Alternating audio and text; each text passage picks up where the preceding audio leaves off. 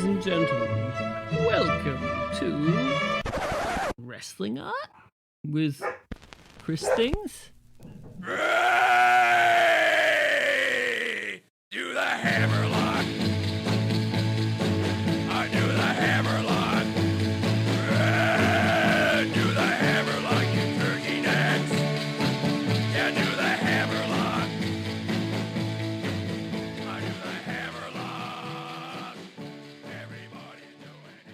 Alright, ladies and gentlemen, welcome back to Wrestling Art with Chris Things. This is episode 12. Oh boy, a whole dozen episodes. Yeah, here we are. Alright, but this is our Match of the Week episode. So this is the one where I pick my favourite match that I happened to watch that week. I make an art of it and we talk about the match, talk a little bit about the art, and talk about life, you know, all of the things. So that's what we have to come. This week I have a bloody great match of the week for you, a modern wrestling match that just took place on New Year's Eve of this past year. Just a bloody classic between Katsuhiko Nakajima and Kento Miyahara in All Japan Pro Wrestling for the prestigious Triple Crown. My word, this was a great match, but we'll get into that a little bit later on. We have cousin Ben returning to the show to talk about that. I think Ben has become the unofficial All Japan correspondent. I mean, we make no intentions of being experts here. We're just a couple dudes who like to watch a bit of Japanese wrestling. And that's it, just to talk amongst mates about the things. So if you are partial to a little bit of Japanese wrestling, or if you've been thinking about this All Japan thing that you've been hearing all this buzz about with all these great Kento Miyahara matches, perhaps this will be a good one for you. But so that more to come later. This start little bit, my sort of Chris Things artist monologue is continuing along. This week has been, back to work, kind of after the Christmas break. I mean, I didn't really take properly any time off anyway. I just kind of relaxed a little bit, but now, back into it. I've had a really great commission piece that I'm working on for a bloody dear sweet client of mine. Such a fun job. I can't wait to share that with you guys when it's finished, but you know how these things go, a little bit hush until that time, until the things are released. So we'll have that. But the other thing that I did this week that I thought might be good to talk about, so in the lead up to the new book, this Way of the Blade AEW edition, I'm back on to releasing art prints of some of the illustrations, or my favorite illustrations of the original Way of the Blade. So, I mean, I don't know, that might be the way that a bunch of y'all originally got onto me from that original Way of the Blade book. But I haven't really spoken about that much on here before, so I thought that might be a good little moment to dig into that a little bit. So that was the original Way of the Blade, published through Hybrid Shoot. Great team over there, headed up by Jonathan Snowden, a fantastic author in his own right. Amazing history of mixed martial arts book that originally got me onto him, and then all of the nerddom of shoot style wrestling. We both share a passion on that. And then they sort of were doing this book of 100 of the greatest bloody wrestling matches of all time. I put my hand up for that one, and they dug my work and thought I was good for it. And then, man, this was a heck of a project. 100 illustrations. This was really my first thing that I'd done of this nature. And it was a challenge. So I actually had the option of sort of doing 50 or however many illustrations. I said, nah, let's do the whole hog. Let's do a bloody 100. And man, it was a challenge, I'll tell you that. But I honestly think that through the process of doing that, it made me so much better as an illustrator. Just the process of going through and doing it again, again. I look back on some of the illustrations, and I think a lot of us do this when you look back on older work. And I look at some of those older ones, and I'm like, oh, I'm not. My current version of myself is very critical when I look back at those, but I think when you look at that, it's honestly a good thing because it's showing the progress that you've made. I mean, I don't know if that's a little sort of tip for anyone out there. And then same thing, I've had this book about Dustin Rhodes in the works for a while that I'm also working on with Hybrid Shoot and Phil Schneider. I want to make sure to put over the amazing Phil Schneider, who's the author of these books. From the OG Death Valley Driver forum days, or the Schneider comp tapes, if anyone remembers those. But man, this was a challenge for me, getting that original book done. But just a passion. But when you're toiling away at something that you're really passionate about, it's always rewarding.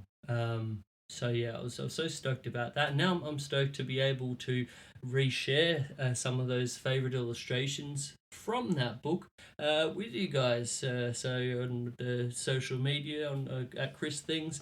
And also you can buy those prints on my website at christhings.com.au. So I just did perhaps my favorite illustration. I posted that up there, the one that I saved officially till last. From the original book, the famous Terry Funk versus Atsushi Onita exploding barbed wire time bomb death match from FMW. So check that out. But that was so close to my heart, and I really wanted to get that right. So I saved it for very last, and I wanted to capture as much of the emotion in that match as I possibly could. And the idea of these two men going through this arduous thing together, but then coming out of it as close to one another, I guess, and the moment of Terry's despair of when Onita first meets those exploding barbed wire ropes. There's so much emotion in that match. It's such a great match. Buddy, go out of your way to watch it. Tremendous stuff. But yeah, it's kind of that. And yeah, I'm very stoked, obviously, about the new Way of the Blade books. I'll continue to release some of my favorite illustrations of the OG one. And then yeah, if you a fan of that, perhaps this new one might be right up your alley. And I would love to see some of those original illustrations up on people's walls. I'll be honest with you. But yeah, that's about it for this week. I think that's good. I think it's time for us to maybe throw over to Ben, who alternate universe Chris has on the line right about now.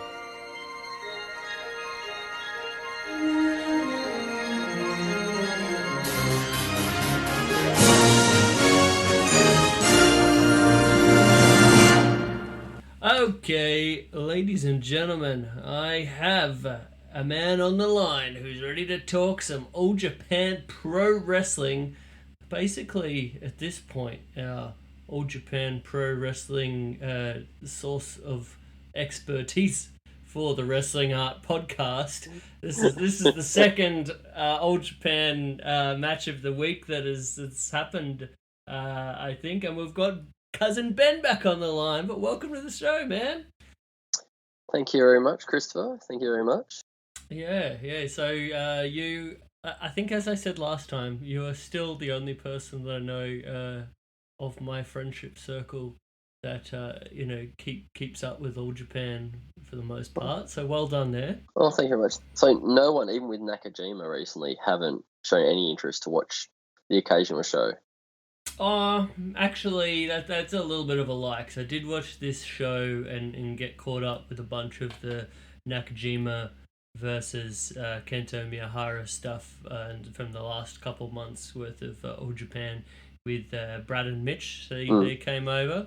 Oh, nice. mate, best good buddy Brad, who was on the show the other week when we were talking about low key versus Kenta. Oh, nice.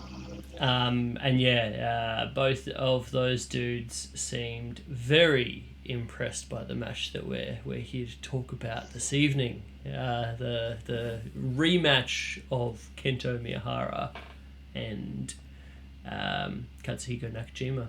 But before we get too far into it, how have you been? How was your Christmas, man? Yeah, actually, it's been pretty good. I was basically just been a stay-at-home dad for the last 3 weeks. So I went back to work for the first day today. Ooh. So it was a different pace I was living by. It was a Is that a full-time stay-at-home dad or part-time stay-at-home dad? What's the sitch there? oh, it was pretty much full time. With the days Eloise was working, and when she wasn't working, it was basically I was still home with Aurora, but she was there to help. So, Yeah. So it normally was like if she woke up before 6 o'clock, I didn't get my run in if I'd planned to. So I just ended up taking her to a park to play in a park and grab a coffee. Do you still get your cardio in other ways? Like if you go to the park, do you go and like ride on one of those stationary park bikes or something? No, but I do get a bit of cardio, and it's basically just chasing her up the playground and make sure she doesn't fall off. You know, like all those little kids' playgrounds have those fireman poles. Oh yeah. It's like a stairway to heaven type thing. It's like she ain't big enough to reach that pole, or if she does, she got good grip strength. Mm-hmm. But if her body weight's flying, she ain't stopping. So the cardio is just chasing her. And you may have to lay the occasional hip check on another little kid who's getting a bit too close to her and might knock her over. It's like I'm not afraid to put my ass in the way. So little boys are one of the worst. The ones that are very confident on the playground, Mm-hmm. they just sort of knock them. And she's a little girl. She's pretty petite, so it's like, well, she can go flying. So I was like, no, you little shit, you ain't getting past my ass. So, is she like 3 now? Nah, she's not that old. She's only 20 months, so just under 2. She turns 2 in May. Right. Yeah, so ages. don't worry, I am now too. I don't like remembering how old I am. But you getting near the big 4-0 party? You going to be doing a party for that one? I don't know if I'm doing a party, but I do turn 39 in a couple of months. As soon as I get anywhere near it, like I have everyone in my life like telling me I'm basically 40. Like I just turned 37, and between like Kaylin and my mum and like everyone, it's basically like, well, you're basically 40 now. What's this bullshit? Well, I tell Louise I'm getting older. I'm feeling a bit old these days, and I'm expecting her to say, it's like, no, you're still young, you still move, Mel. It's like, oh yeah, you're getting older. It's like, love, I say these things because I want you to disagree with me and give me some confidence, not agree with me when I'm saying I'm old. And as I like to say these days, it's like, well, either you or my daughter are going to push me out of a wheelchair since you're 10 years younger than me, and she's a good 36 years younger than me. So one of the women in my life are going to push me around when I'm older. Oh man. But yeah, it's like you say stuff because you want them to disagree with you, not agree with what you're saying. Yeah, exactly. It's like no. You want to be like, no, Ben, you're a sprightly young man. I don't know what you're talking about. It's like, love, I'm putting it out there because I want a compliment, not for you to agree with me. Yeah. Well, so hopefully she gets the clue there. Oh, I actually had to spill it out. Just put it out for her last. I was like, love, I'm saying this because I want you to disagree, not agree with me. So I love that. Yeah. So how was your Christmas? Yeah, mine was pretty good with the old family thing. I probably worked through it more than I normally would. So with my old job, when I was still doing marketing stuff, I kind of had a bit more of a hard line that I'd try to set. I mean, oftentimes I'd still be doing some work social media stuff or whatnot. Yeah. Sometimes getting closer to Christmas, but at least I'd be like, all right, this is work or this is home stuff. Yeah. Now with the work being like the art and illustration kind of thing, it's like a lot more just, I don't know, it is just my life and I'm just doing it all the time. So I definitely worked a lot more through Christmas than I normally would. We still had a couple of days here and there to go out and spend a day with friends, or we went up to this lovely creek with the dogs the other day. That was quite lovely. Nice. But yeah, I'm still adjusting a little bit, I guess, to the sort of like work-life balance of when your work is meant to be your passion kind of thing, Yeah, no, it is. It's definitely the balance is harder to find when your love is your work. I mean, and it's good in some ways because I guess they say like the dream is working of something that you would want to do anyway, kind of thing. I mean, that's true because I would be if I was having time off, I would likely just be doing paintings or whatever anyway. But I guess it's a bit different when you're doing it just for yourself, just for fun kind of thing. Yeah. Versus doing I love getting commission work and that kind of stuff and having things like even like this match of the week thing that we're talking about. I really enjoy the process of doing that, but it is like you have to sort of keep yourself accountable. Whereas you got with those kind of doing. Meet. Yeah, exactly. When you're doing stuff just, for fun over Christmas or doing a painting, it doesn't, matter when it gets done or whatever. It's a complete different story, I guess. Yeah. But yeah, still working the things out, but it's good. Can't complain. No, glad to hear. Yeah, thanks. I have for the next one. I won't spoil too much about it, but I feel like you specifically will really dig the next match of the week. Okay. I watched it today. I'm guessing when it's I was doing my research. It's not current, no. A bit of a retro one. Again, I can't give out too much detail, but it was a amazingly physical battle. And it was involving a wrestler that I was talking to a guest on this show, in fact, not very long ago. So there's a little cryptic hint, but you'll see what it is on Friday, I guess. Okay, I'm very intrigued. If you like a good old clubbering of a wrestling match, this is the one for you. I definitely do. That is my preference these days. I mean, we definitely got that in this one, this Nakajima versus Kento Miyahara one. I mean, before we get into this match, so for our listeners at home, so the match that we're talking about is the Nakajima versus Kento Miyahara match that main evented the All Japan show on the 31st of December this past year, the All Japan Pro Wrestling Maniacs 2023 show at Yoyogi National Stadium Gymnasium number 2. So this was the second match in the series of 2023. They actually had a previous singles match in Noah back in July. That also bloody amazing match, and it was such a thing for me because I actually ended up watching them both on the same night last week with the guys, and I was just like, it was such a tough call, and for me, obviously for it to be the match of the week, this later All Japan one edged out the prior one for me. But you told me that you went the other way. Is that right? Yeah, for me, they were both pretty close. I haven't rewatched the July match recently. It would have been a couple of months ago since I watched it.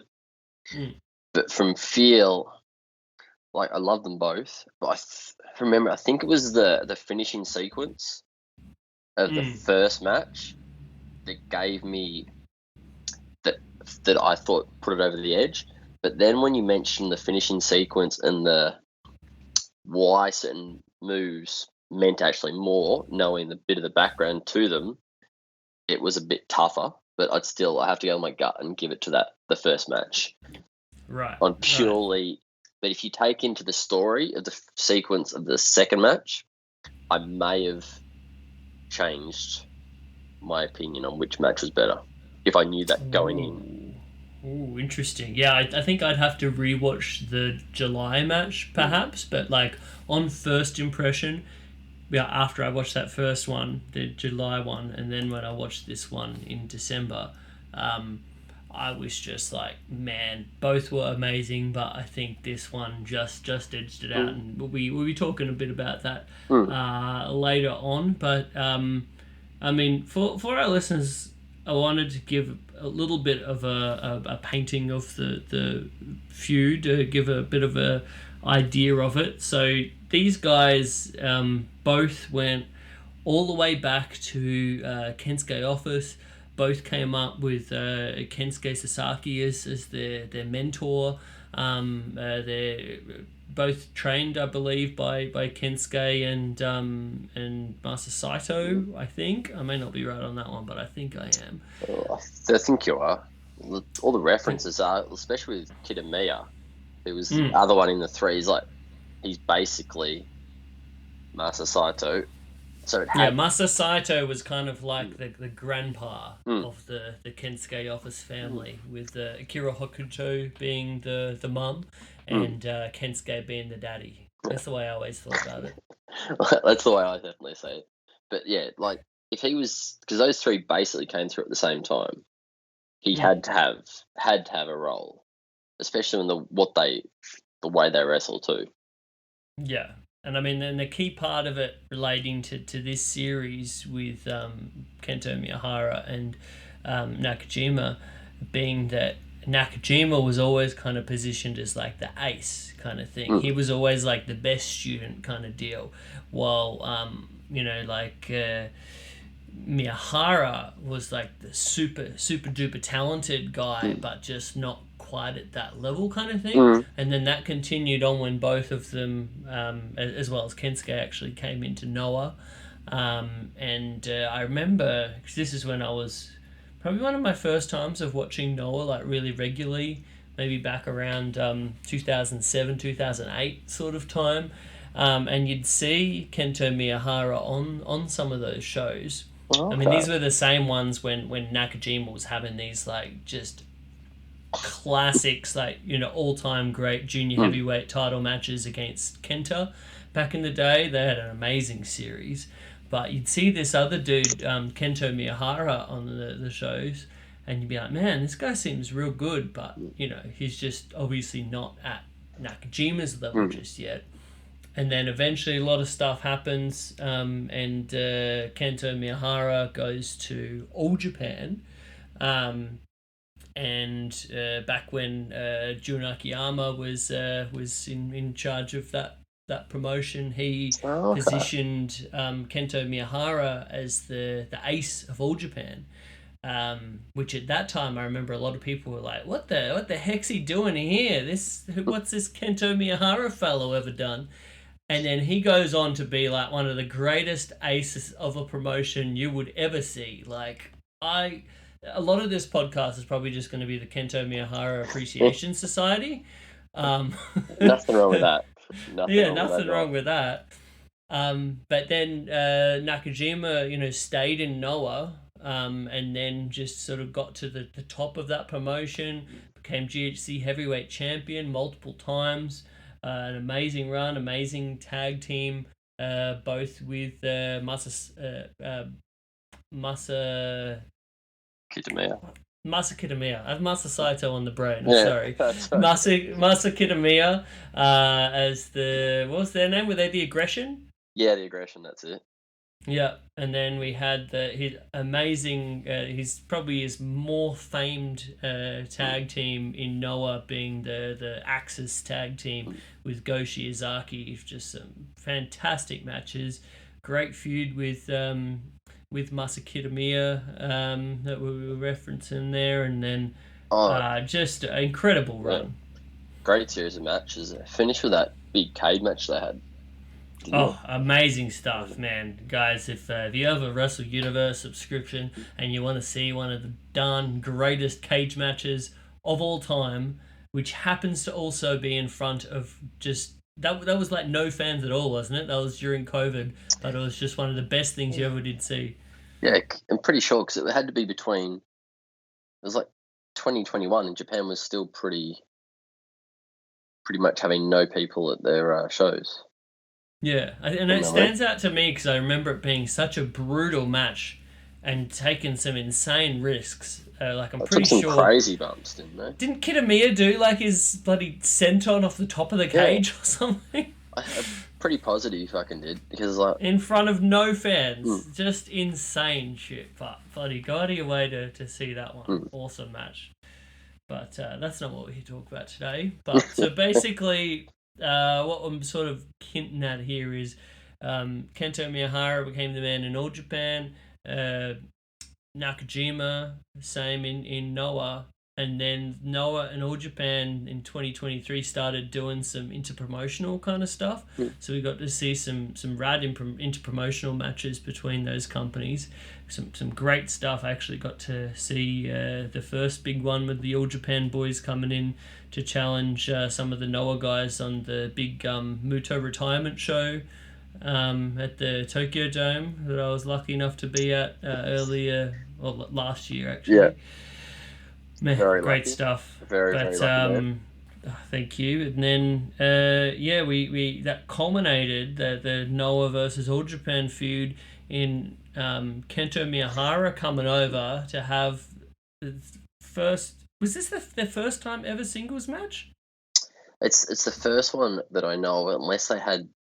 Like they definitely would have had to have one in Kensuke Office, wouldn't they? But I thought they would. I mean, I'm looking at their history on Cage Match right but now, and I'm not actually seeing any. but they never But mentioned anything that I can remember with watching the first match and the I English think they commentary. had multi-man matches Oh, 100% against had one multi. another, and more multi-man matches against one another in Noah as well. But then, this was like at least their first time facing off against one another in a long, long time. And then that was just that classic we were talking about in July. And so Nakajima had his number on that one, got the win there. And then Nakajima, lo and behold, actually leaves Noah at the end of the year. That was just a shocking revelation. I couldn't believe it because it just felt like he was part of the fabric of that company. Well, he'd been there And then- since like he was it 17, 18 when he made his first appearance. Yeah, it'd been there forever. And then he's comes over and right off the bat challenges Yuma Oyaji for the Triple Crown. And we're all just like, oh, is this just sort of a token challenging for the belt before he's going to go elsewhere? No, he comes out and he wins the belt. Well, that was the crazy thing. But did you also, Dave was reporting that originally the rematch, when they first had the first match, the rematch was originally booked for Kento to win the match. But so after that, I did read that was in this past week's Observer, wasn't it? I was just catching up on that. So apparently, initially, I mean, I don't know if we're gonna believe the newsletters or whatnot, but Dave did say that Kento Miyahara was originally scheduled to successfully to win the belt back in this one. So to me, it's almost like, well, that's maybe the belt was never initially aligned. It's like when things changed and he decided he wanted a new challenge after that first match, having it, and the things he'd been doing. It's like, did his mind change? And that's when he asked for his release from Noah, and that's when the opportunity with All Japan came via the rematch, giving him the belt beforehand, and another amazing match. Right. Is that when it all changed? And that's when they changed the Yeah. booking by giving, instead of just a normal rematch, it became giving him the title. And then when it seems like it's going to be more than that, he wins that match for Kento then to have the third match down the line, possibly to win the belt then or something, or who I knows down the think, I track. mean, the way that it feels that this story has been going, it almost feels like every time they wrestle one another, Nakajima, just maybe due to that seniority, he's got Kento Miyahara's number. So I think it's maybe almost one of those things where they keep wrestling, and then finally the big thing will be for Kento Miyahara to finally upend Nakajima. But we'll see. Because We will see. it'd have to be, you can't do 3 big losses in a row for No. me. Although, like, it wouldn't surprise me if people do it, but it just, to finally have that win after 3 losses, for me, it just seems like too much gloss has been taken off. I mean, the key here is that it's not like Miyahara is looking like a schlub in these No. losses. You know what I mean? Like, Yeah, he looks he amazing. is the ace of this company, even though he doesn't have the belt. And he's like the most over guy on these shows. Like, So, the big thing is, like, basically for 26 minutes, the entire match, they're chanting his name, no matter what's happening. It's like, Kento, Kento. It's like, no man have I seen have that much charisma from the way he comes out to the way he calls upon the crowd to start chanting his name to them just naturally chant it the whole match. I don't see a man over in a promotion more than he is. One of the things that he's also got that I've never seen before, I really appreciate. Have you noticed with his entrance? So amazing entrance music and the whole like preening to the crowd and like jacket and everything. He's got the whole thing down. He's got the whole like synced in movements with the crowd response and everything. And Star then factor. oh yeah, absolutely. Like he's got ace all over him. When he after his music cuts off, he has this like sound effect that continues going without the music that's basically entirely dedicated to just him like cheerleading the crowd. Have you noticed this? No, but I'm going to actually have to have a look at it now. It's so good. It's like this big bassy beat thing that's like that goes along with the chant of like Kento, Kento, Miyahara, Kento, and it's like this beat that goes like boo boo boo. No, actually, yes, I do, because I remember him doing with his hands where he goes up the one side and then up the other side. And no, actually, no. Now you say you've done the sound effects. Yeah, it just reminds me of him moving his hands up in those gradual stages. Oh, I'm glad that came across. I wasn't sure about my vocal abilities to recreate that sound effect, but I'll count that as a win. Thank you. Always. But then, man, if we're talking about entrances, the entrance of Nakajima in this one, his classic Nakajima theme music is gone. His beautiful locks gone. His everything about his previous gear completely changed. He's all business. The hair is buzzed. He's got this buzzed bleach hair going on. He's got the all white gear. He's got this white like entrance jacket, kind of like a bit reminiscent of Inoki perhaps, yeah. And then the biggest one being seconded by Hisashi Shinma, who massive historical figure in Japanese wrestling, former chairman of New Japan, long-time business Booker. Yeah, formerly Booker of All Japan of New Japan as well, from the 70s through the early 80s, till he was ousted with I think Inoki on some embezzling charges or something. Yeah. But then, I read that too. I found it quite funny. Embezzling money from, was it All Japan to one of Inoki's side businesses or something. To New Japan. Yeah, sorry, New Japan. Yeah, to one of his side businesses. I was like, man, there's some seriously interesting stuff that happened during that time. There was, I wish I could remember the name, but there's a great website that has a lot of translations of books and stuff, or like interviews and things where they talk about a lot of that historical thing. But just such a wild time, the sort of behind the scenes bit of like 70s and 80s Japanese wrestling, where it's like that kind of like embezzling and everything. Like, it sounds kind of outrageous now, but I don't even think it was that crazy back then. I mean, basically the Yakuza was like running most of the wrestling companies at that time too. Well, it doesn't seem too bad considering basically he was running one company and he just putting the profits into another company. So it's like, yes, it's against the law, but there's a lot worse things to do. Yeah, and apparently that kind of stuff was quite normal at the time, especially with like businesses' profits being sort of like embezzled into side businesses, and then that's how it would sort of get into Yakuza hands and that kind of deal. But yeah, there's a lot of just standard Japanese business practices at the time, I guess. Which is just so funny in itself. Yeah, and then he went on to start UWF. So I'm like, if Shinma didn't exist, would shoot style wrestling even exist? Which is just wild. And then ended up ousted from that company when Sayama came in. I guess him and Sayama had some beef from New Japan earlier or something. More than a beef, was basically, wasn't it? Sayama said, "I'll come in, but he has to go." Basically, that's the way Dave said anyway. I was like, that's balls. I mean, and honestly, if you've got the original Tiger Mask coming in, you'd you would probably get rid of most people. So sorry, Shinma, you got to go.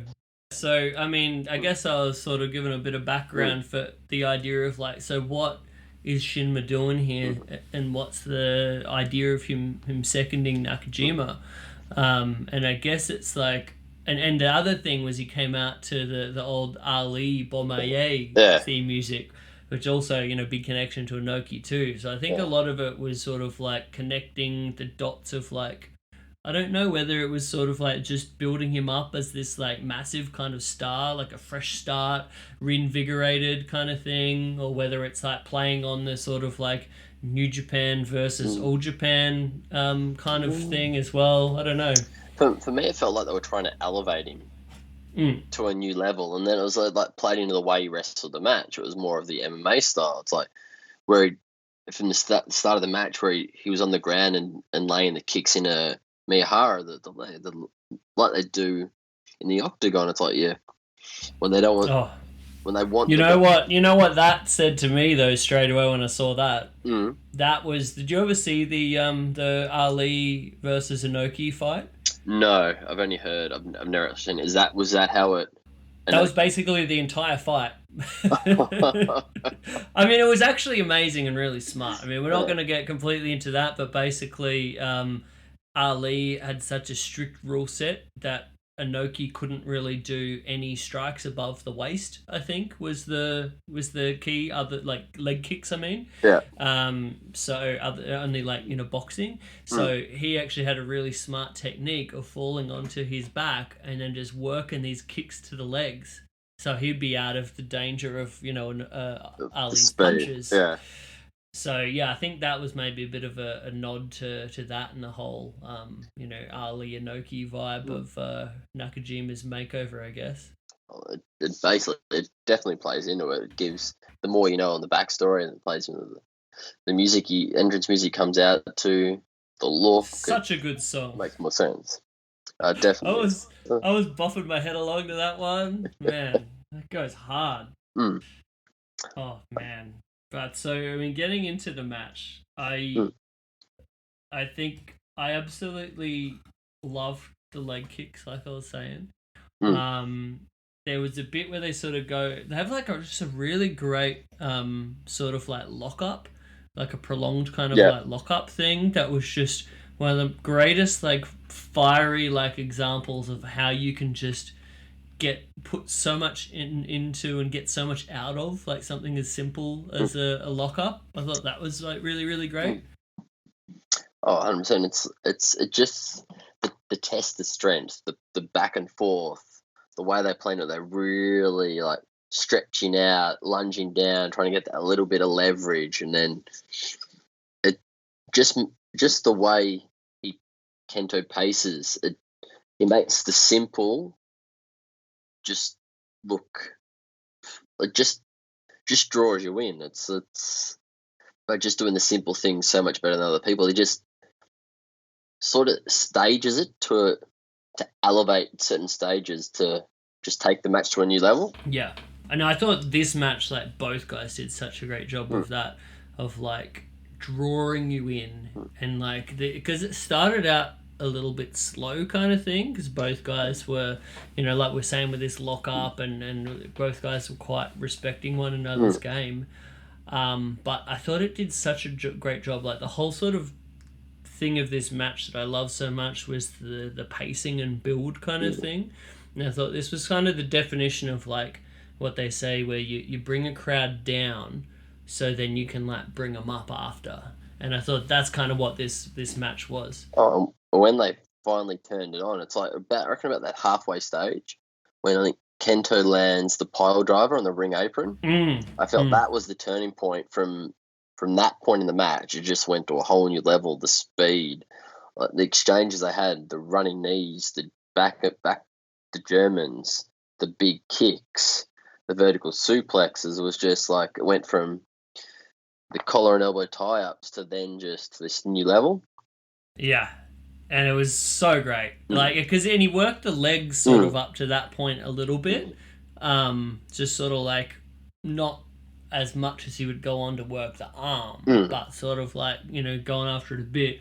But then, yeah, we get into this bit, and I had a note about that exact sequence that you're talking about, because it's like, it's almost like a bit slower, and then it's like, all right, we're going up a gear, guys, and the crowd, like, is just going nuts, like, just a amazing, like, short burst sequence of like this, you know, like you're saying, all the kicks, the Germans, and then that sweet brainbuster at the end by Kento, man.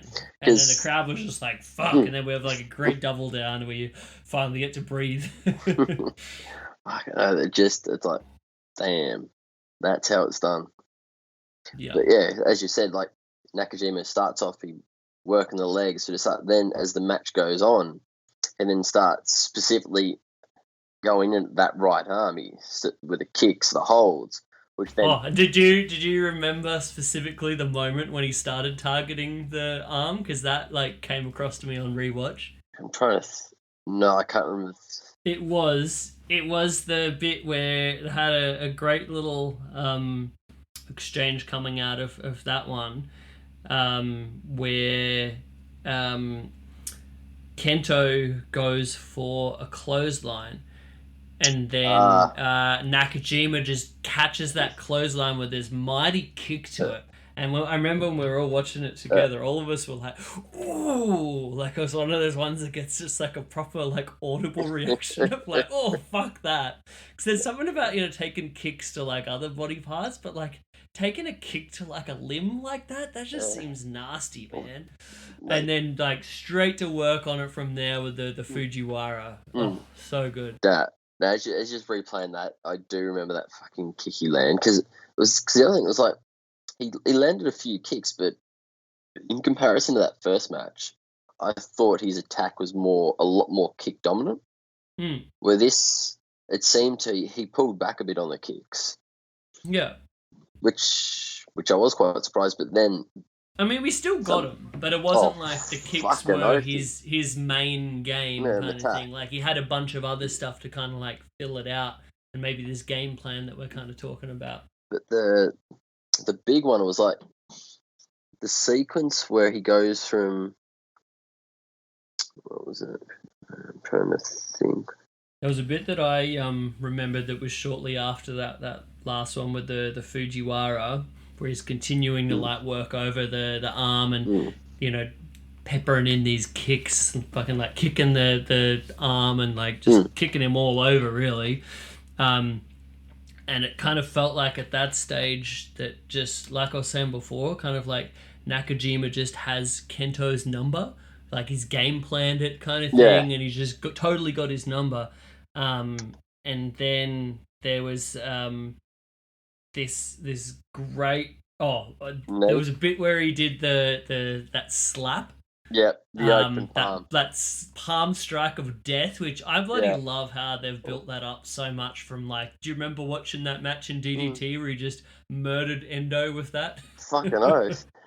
I don't think he was supposed to knock him out, but I don't think so. But that was what I was going to say. Is like that was another one I thought you may have done the pick of the palm strike. Oh, I thought, man. like, I was very happy that you chose the armbar, but I thought that was another one that you possibly. But then I swear one of your other picks of the week was a strike like that. So I thought good choice in the end. But did you think about doing the palm strike? The palm strike? I did consider it actually, because like I said, I just love how much they've built that up to just be this palm strike of death. Like he hits someone with it, they go down immediately. But no, I think that was sometimes when I go through the match, when I'm looking for sort of a visual or sort of like keep an idea about, that was a good one. Let's have a mental image of that. That might be one that I come back to as a contender for the shot. But I think for this one, because it was just so much about the arm and the way that like wove through, like especially, I mean, there's actually a spot that's like we're right up to sort of at this point in the match where he is trying to get that straight jacket German. Yep. And he just can't pull it off because he of the arm being weakened, and then straight away afterwards you see him like, clutch his arm, which I thought was like such a great little detail. And a lot of the time in these kind of big epic kind of matches, you'll see guys work a kind of like body part through the match just cause. And it doesn't really have that much of an effect in the finish or anything like that. Yeah, how it doesn't play into it at all. It's basically they've worked the leg for the whole match and don't even try and do anything with it in the finishing sequence. Yeah, don't acknowledge it or anything. It used to happen all the time. I remember back in the day when I was watching Dragon Gate and Naruki Doi was on top, and he'd have these long epic matches. A lot of them very good, but he was like notorious for just like, this is the part where we just work a body part for like 20 minutes and then forget about it later. But man, I thought this was just really smart and clever of the way that they threaded that needle through the match. And like, again, the idea of like Nakajima having this game plan kind of worked out, and the arm being such a key part of it.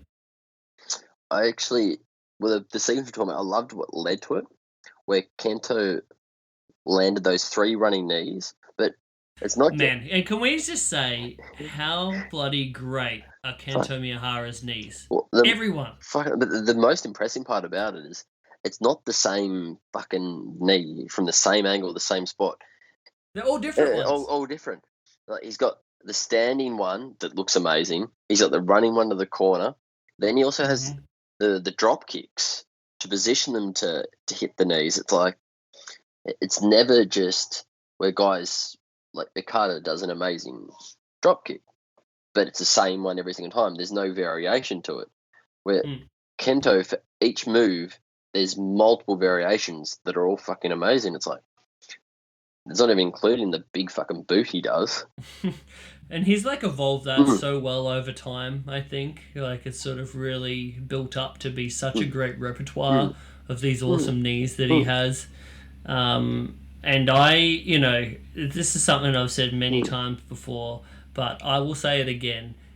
Kento Miyahara's knees put Kenny Omega's to shame.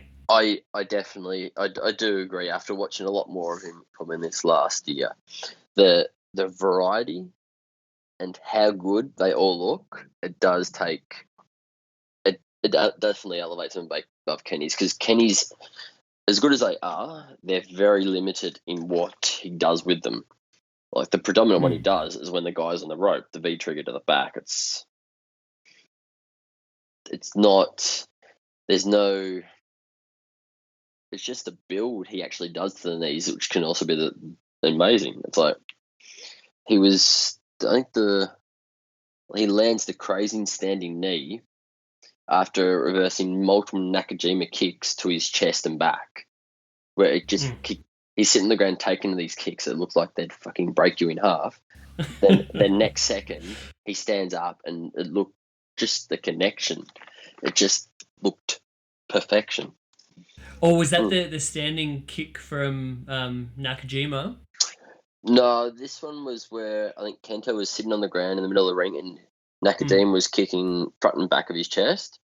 Mm-hmm. Then I don't know the exact lead, but he versus by, I don't know if he eventually stands up or something and then just lands a standing knee. One of those flash ones, yeah.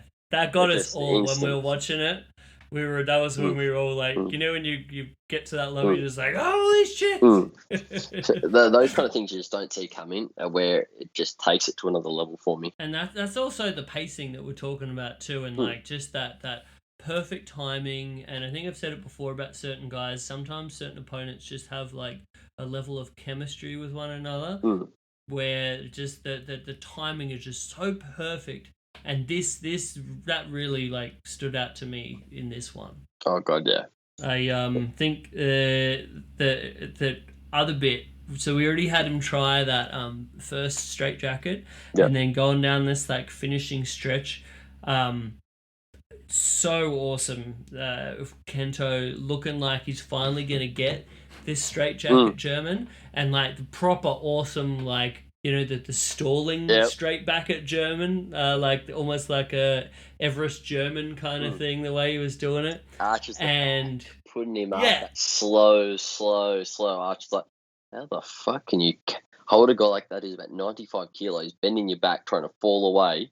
And you're like, all right, he's finally going to get it. And then, no, his arm fucks out on him again. And then a second later, Nakajima hits the fucking nastiest high kick to the head. Like a Mirko Crocop fucking shit. like that's when it's like, fuck. This is like, that's if he'd done that, landed on an endo, he would have fucking killed him. Like, I don't know if it's because Kento trained with him and knew exactly how to take it, but the connection, the spot is like, fuck me. I don't think most people in American professional wrestling would like to take that. so like when you see someone like that, I was like, if he went to, because I don't know what the with the All Japan and WWE working relationship type thing, it's like if he went to WWE and did that kick, I think he'd fucking kill the guy. It's like you take one of his kicks to the head after what the shit you see dished up on their stuff and their matches, like they wouldn't know how to take that kick. It's just like that guy's dead. I really don't know about this NXT All Japan agreement. If it's just getting guys that have a rad performance like Dempsey did, then sure, bring it on. But I don't know. That's a whole different kettle of fish. But initially when we were thinking where's Nakajima going to end up after he was leaving Noah, I was dreading the idea that he went to NXT or something for that exact same reason, because it'd take out like exactly what makes him so special, and it's him being like a hard hitting stiff badass. Oh, and that's why he's best suited to stay in Japan. It's like, because as you saw with Kento, when he made that move, knew he had to change the way he wrestled, and he hits nowhere near as hard as Nakajima does. Oh, I don't know. If you watch Kento from back in the day in Noah. But he once he changed. As you've seen what he does now, it's like yes. Once he got deprogrammed, kind of thing. He has not got that killer intensity back in his kick. I mean, you see it a little bit. I remember Kenta's big return to Noah on the Budokan show at the start of 2023. That felt like old OG Kenta. Maybe it's even just like a bit of a stylistic thing where New Japan guys just don't like to go quite as hard as your Noah or Japan style. I don't know. Like you definitely, I'd say that with most guys, but you still got your guys like Suzuki, Ishii, who do Nagata do take, even though they're older, do take those hard, stiff kicks.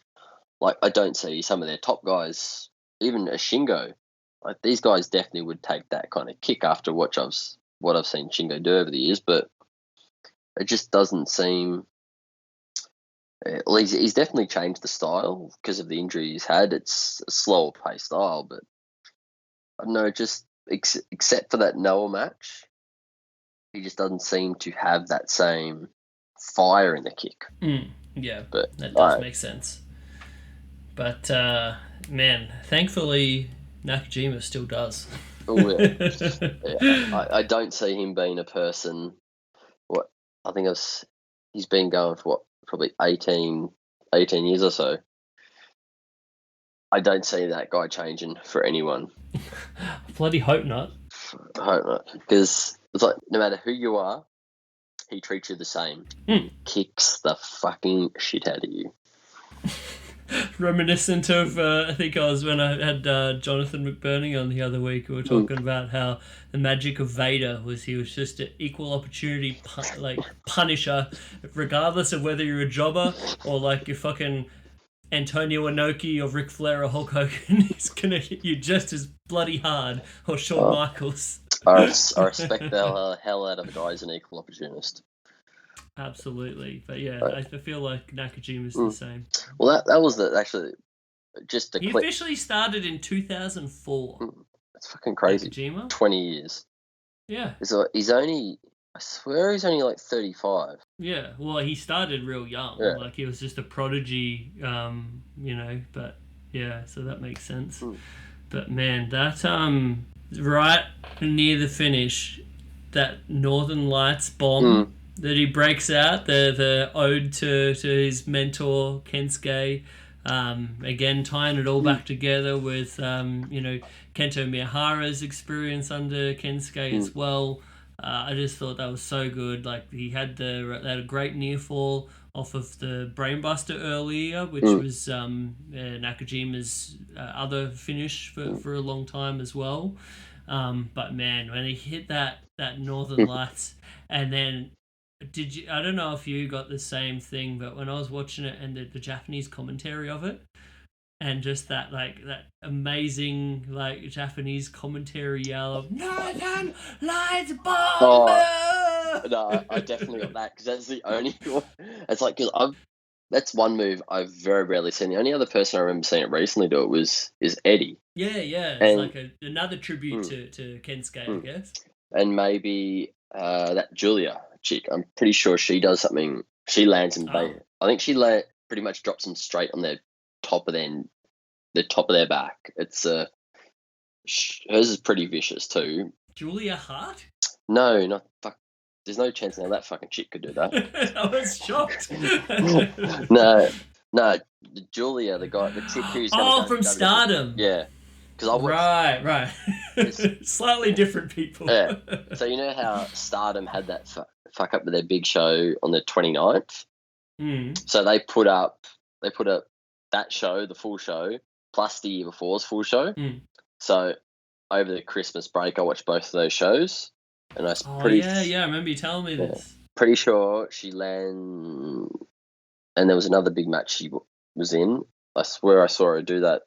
Northern Lights. Well, I guess if when she's doing it, it's probably also a bit of an ode to Akira Hokuto, because most people also alternate between calling it the Northern Lights Bomb or the Hokuto Driver, because of her. And I think Kensuke might have only started doing it after they got together. Don't quote me on that one, but I think that might be a thing, and it was sort of like a tribute to his wife kind of deal. But yeah, very, very synonymous with Joshi wrestling because of Hokuto. Do you roughly remember what time they got together? What year? I remember always hearing the story of they got together on that Korea show, Collision in Korea, where WCW and New Japan had the big card. The one that still holds the attendance record. And I remember Dave always posts whenever he's talking about that show, he'll always shoehorn the story of the boys. The biggest thing they were talking about was when Kensuke and Hokuto first met and got along really well, and then they could hear them having the loudest sex you ever did hear through the floor or through the other wall or whatever. Wow. So roughly what year was that, you reckon? Pretty sure that was, was that 97, 96, 97, I want to say? Now, I was trying to get the time frame of when the hell they've been together for. Oh, no, that actually took place in 1995. Okay, even earlier. Yeah. Okay. There we go. I'm pretty sure you're right on the thing of her first. He did it to an ode to her, because I swear I don't remember seeing him do it in a few of those matches I watched him do. He did use it as a finisher, though, correct? Yeah, from that point on. Yeah. Like, I mainly remember watching most of Kensuke during his great run in Noah. When sort of it was him and Nakajima together a lot. Yeah. They had a great tag team as well, but he had a great run where he finally wins the GHC Heavyweight Championship back in the day. And yeah, he was definitely using the Northern Lights at that point as a big finish. The timeline definitely makes sense to him adding it into an ode to her. Yeah, it's also, I think so. It sounds a good story anyway. Yeah, let's run with it. And then straight from that Northern Lights into right back to the arm with that awesome Yuji Nagata-esque, like, eyes to the sky armbar. And I was just, when he had it on, I was thinking, like, this should be like when I was watching it the first time, I was like, this should be the finish, you know? Like, he's worked this arm up so much, this should be the finish, but I bet it won't be. Like, he'll get, like, he'll go on to something else or whatever and have, like, a big, big 1, 2, 3. Yeah. No. And then it was the finish, and I was just like, that is so perfect. Well, that's the thing that shocked me too, because I did not see it, as much as I thought it should happen, I did not see that as being his finish, because he never's finished with it, I've seen. It's like...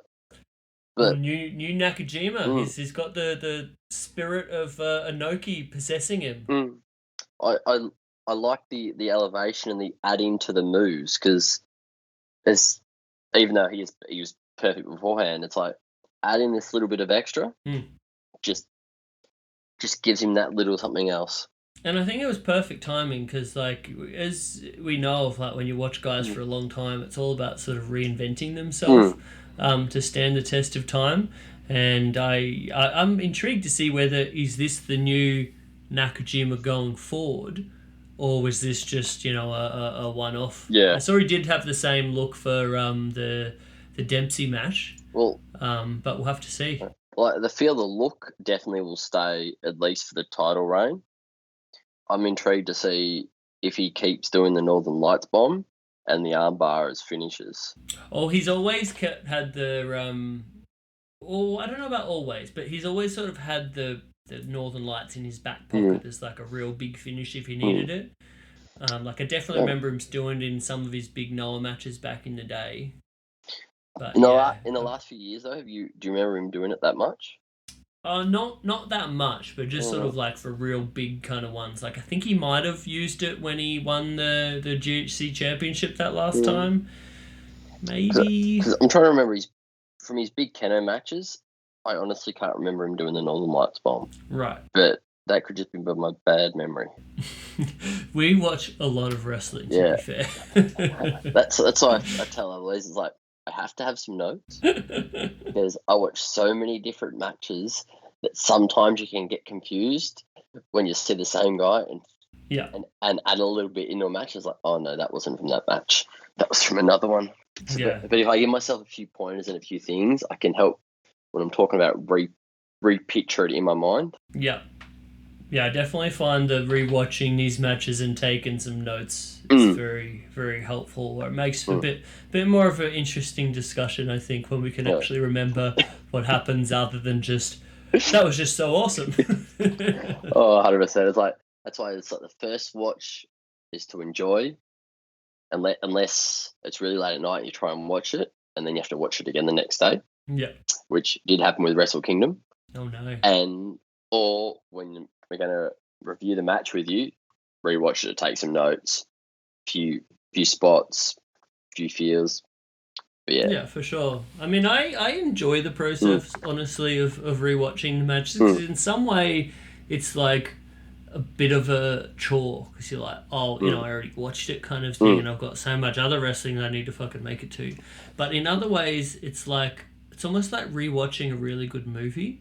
Like where you notice little things that you didn't notice the first time around. Like I was saying with that the first bit where he starts targeting the arm with that kick and it being such a pronounced thing.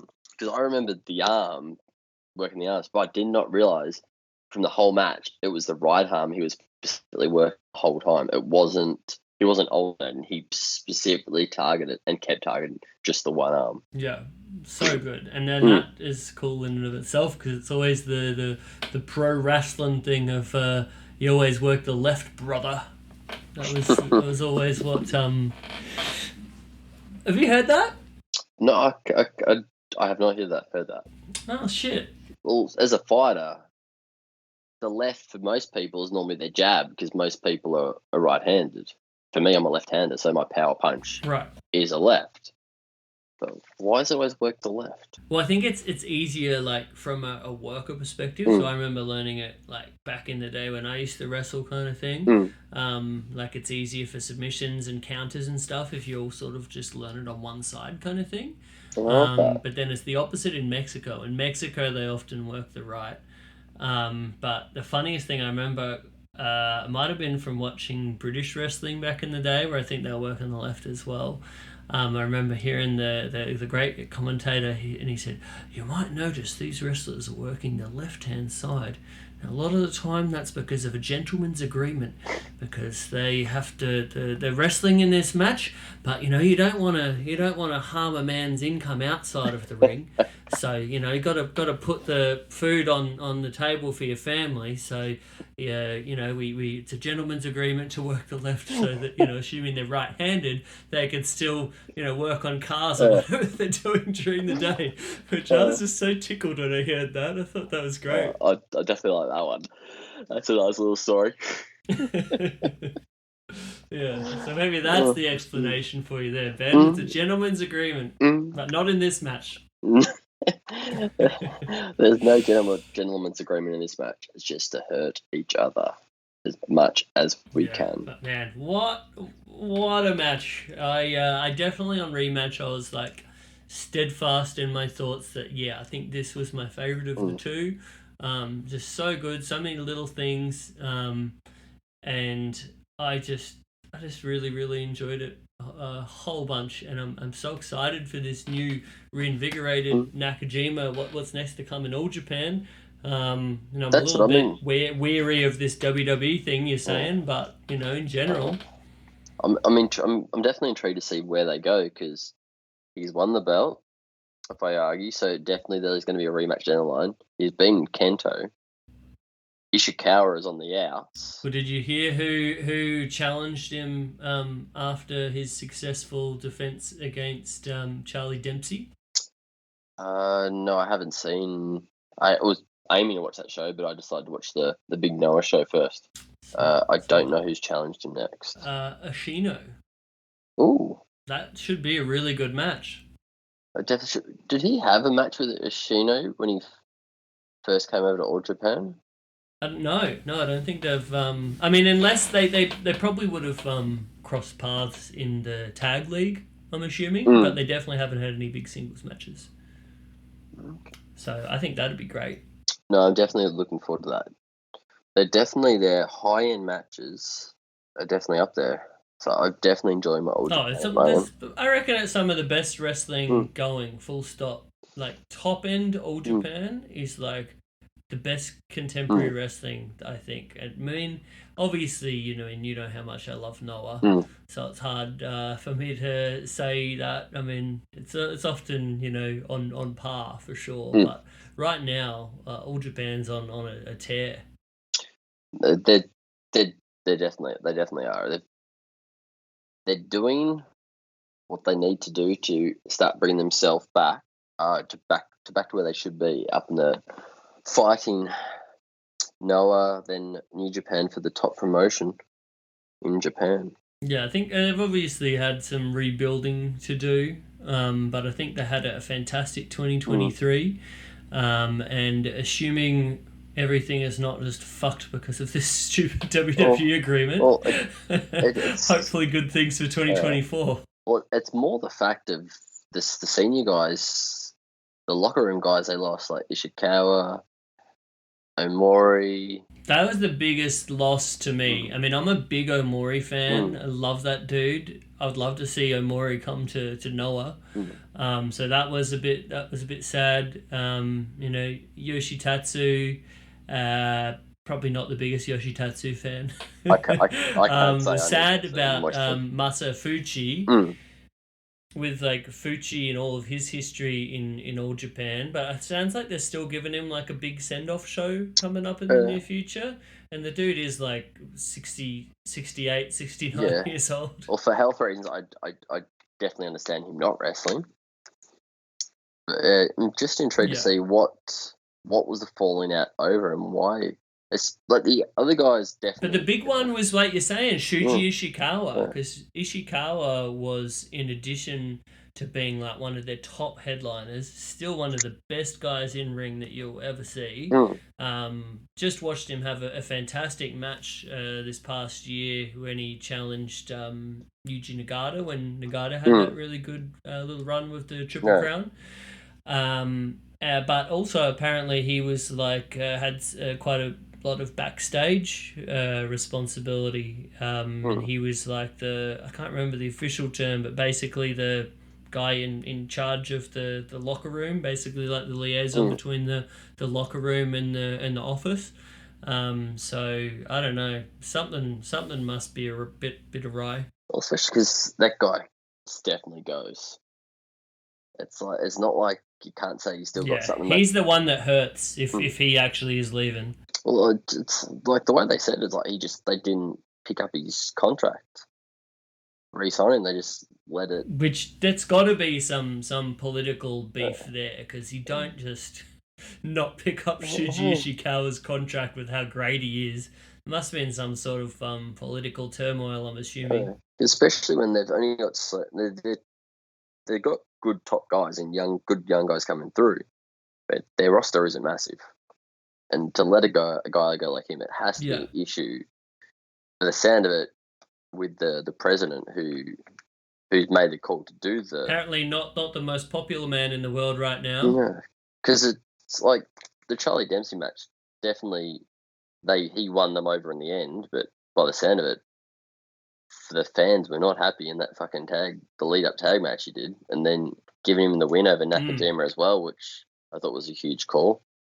I mean, it makes sense from like if you've got this outsider coming in who it's like, what the fuck is this guy, even challenging for the Triple Crown? And then I guess they had to do something to be like, no, look, here, he's got a win over Nakajima. And so it puts a bit more doubt in people's mind. Like sometimes they do in Japan anyway, in that lead up tag, if the guy gets the win over the partner, he sometimes wins the challenge that way. But to give him the actual pin, it's like they've definitely. I was surprised, but I can understand why. But still surprising, just the way they normally operate. Anyway, I mean, I guess it's just the level of emphasis you want to give it. Really, like sometimes you do see, especially in Noah, sometimes the challenger gets a big win over the champion in their last preview tag. But yeah, I personally did not like the optics of like a guy who's not even really prominently spotlighted in NXT coming in and like wrestling your Triple Crown champion. Because like Noah, definitely it happens all the time. It's not a surprise to see, say, Keno in a lead up match to Go Shiozako getting pinned by Go in one of those matches. Name value definitely different, but it's not a surprise to see it happen. But yeah, the optics of a guy you're trying to elevate and make your guy, get him to pinned by a guy, as you say, even like I don't watch NXT, but I do listen to Brian talk about it all the time. He fucking loves it for some reason. Brian Alvarez. But Charlie Dempsey is not a name I've heard very often. Yeah. Well, I mean, I haven't watched the match between Nakajima and Charlie Dempsey yet, Mm. but I heard it was bloody sick. So I'm Oh, actually looking forward to it. yeah. Oh, I'm definitely looking forward to watching because I heard the same thing. It's a really good match. It's just it was surprising, but I'm intrigued to see it. I mean, so in a perfect world, this is my one thing of this like WWE All Japan agreement thing. In a perfect world for me, if this agreement is limited to just some of the NXT guys that have a desire to do so, Mm, getting to come over and maybe participate in some All Japan tours, mm, being on these shows, making them more well rounded and mm, giving them like matches against guys like. Honestly, there's no way in a million years you'd have anyone in NXT anywhere near the talent level of like a Nakajima. mm, Like there's just no way that you'd wrestle that level of quality opponent. So I could see it being really mm, good for their talent, especially their younger guys, mm. if they were getting to come over. Maybe All Japan gets a bit of a sweetheart deal because they're, perhaps WWE is paying for their, Yeah. their transport or like their match fees Mm. when they're over there. So it saves them on having to spend that money on Gaijin talent themselves. That would make sense. But if it's anything further or anything like those bloody awful WXW or ICW or Progress deals that you'd heard about that Mm. basically killed the entire UK Yeah. wrestling scene, I very much hope that's not the Yeah. case. Like the one thing you can see WWE trying to use it as a foothold to get themselves a promotion or at least shows in Japan. Because it's the way they operate. They start small and Mm. they try and get something going. I don't mind All Japan using it to further their name, get that back out there. They get their guys more ring work, save expenses, generate more income, maybe even get a few subscriptions out of it from NXT viewers wanting to see their guys compete in All Japan, that kind of thing. Mm. You just don't want them to get any kind of long term hold into the company or say or try and Yeah, for sure. buy or really completely destroy something as they did to those British companies. Yeah, yeah. I mean, those. I think those companies are still kicking, but they are nowhere near what they Mm. were before Well, that predatory WWE shit went down. like you don't even hear those. For me, you don't even hear them. To the point where the only one I hear of these days is Rev Pro. The others, it's like they don't exist anymore. Mm. Yeah, Yeah. yeah, pretty much. And it sucks, especially for a company like WXW that had Mm. so much awesome history back in the day. But anyway, that is a different topic. It But definitely is. I think this has been good. Yeah. We've got our match of the week. We've talked a little All Japan goss for our Mm. listeners. I don't know where else you're going to get that these days. But maybe you don't want to listen to that on a wrestling art podcast. I don't know. It's a work in progress. Every now and then, a little funny story is not going to hurt anyone. Hey, you're our Japanese wrestling correspondent at this point. just mixing it up from the artists that come on here. Yeah. I think it's good. Mm. Good. Mm. Well, thank you so much, Ben, for coming on the show. I had a blast talking about this match, talking about some All Japan. This has been good stuff. I hope you're so you still got the stay-at-home father responsibilities, or you're back at work now, so that's over for the moment. No, so I was back at work today, and I was sitting, waiting to start work for 4.5 hours today Oh my gosh. because Yuck. the union shut the site, saying it was unsafe to work in because of the water in the basement level of the train station. Oh wow. Yeah. So did you got to watch a whole bunch of Rad Wrestling? Oh, I did watch about an hour of Noah.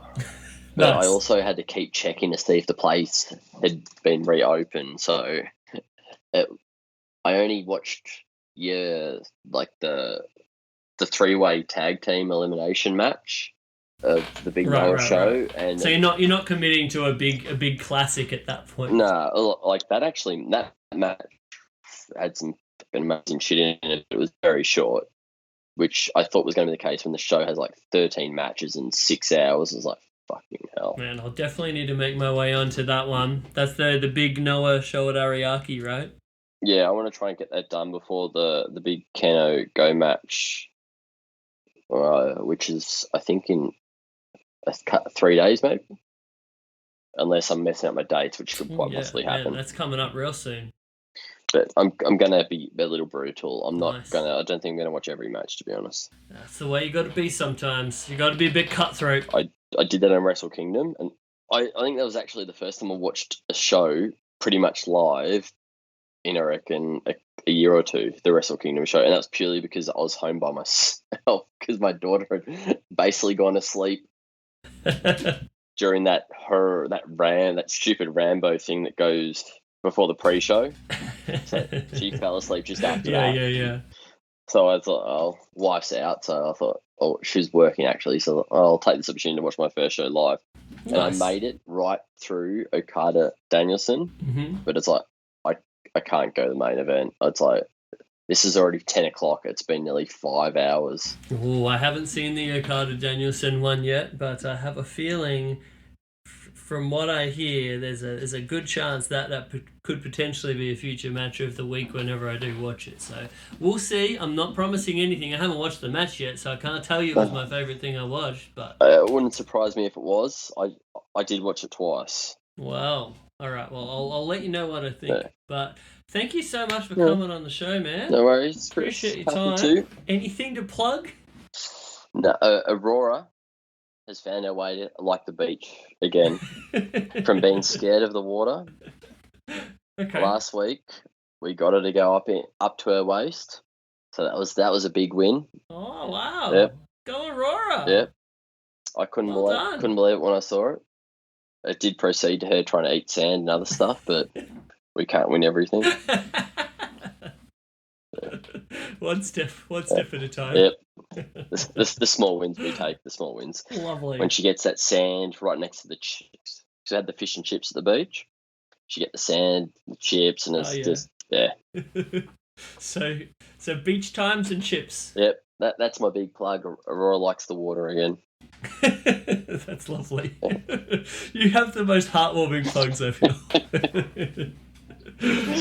All right, mine less heartwarming. I just want to get some business going.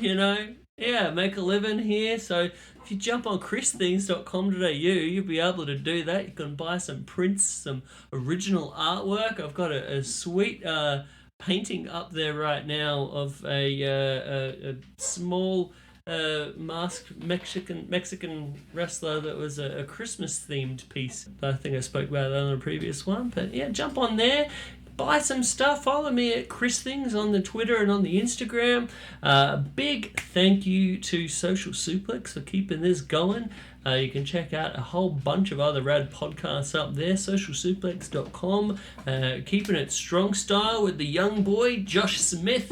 We've got One Nation Radio and a gaggle of other stuff, so check that out. Thank you to Social Suplex. But most importantly, thank you to you, the listener. I appreciate your time for listening to this show, for your support, for I've received some lovely messages from some of my listeners so far that were just absolutely heartwarming. So I really appreciate all that stuff, guys.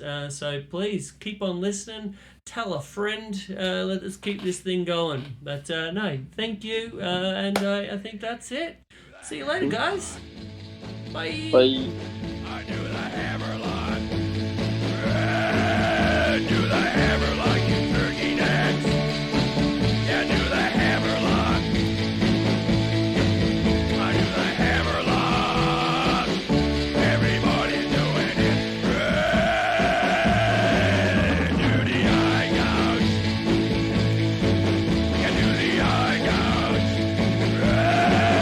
Do the eye gouge, you turkey necks. Yeah, do the eye gouge. I do the eye gouge. Everybody's doing it.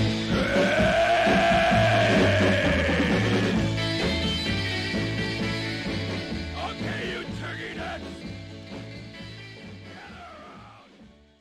Oh, done. Oh, Lovely, there you man. go. Thank you so much. No worries, Chris. Anytime. Yeah, I think at this point, every time there's an All Japan show that earns a match of the week, you're my guy. Oh, I'm happy to.